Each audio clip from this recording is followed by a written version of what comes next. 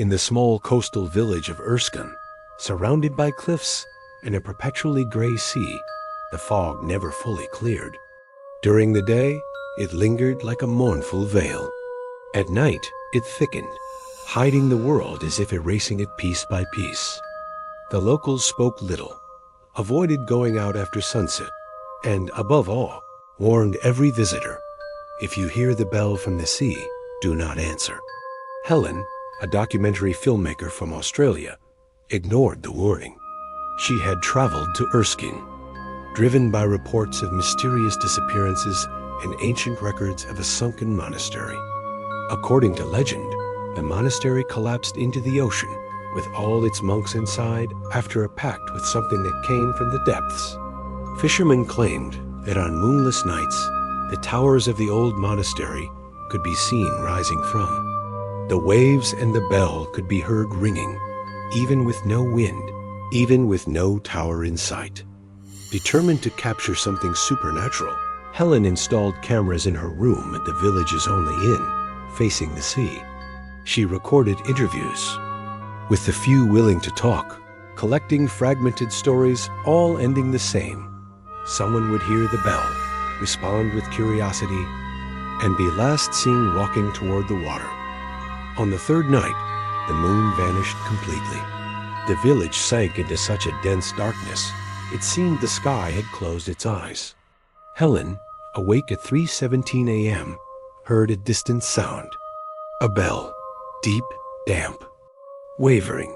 It didn't sound metallic, it sounded organic, almost like the low cry of a marine creature. She shivered, but grabbed her camera and stepped outside. The village was dead silent. No lights, no souls. The fog made it hard to see beyond a few steps. The sound of the bell continued, intermittently, guiding her. Reaching the shore, she saw the impossible. Among the crashing waves, a stone staircase was rising from the sea, leading to what looked like the entrance of a temple, coated in black coral and slime, as if submerged for centuries. Camera in hand, Helen descended. Inside, the structure was vast and damp. On the walls, faded murals showed monks with their eyes sewn shut, kneeling before a colossal creature whose tentacles disappeared into the ceiling. In the center of the main hall stood a bell made of flesh.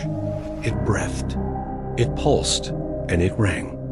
On its own. Behind it, a figure emerged. It didn't walk. It simply appeared, as if it had always been part of the shadows. A man, or what once was a man, with eyes like empty pits and cracked skin. He whispered, "You heard it. Now you must remember."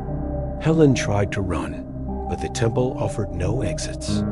The stairs were gone. The only door led to corridors that, bent at impossible angles, as if inside something alive. Voices began to echo voices that spoke with her own, using her deepest fears as sentences. Then she saw it, her reflection in a pool of water on the ground, ... but it wasn't her.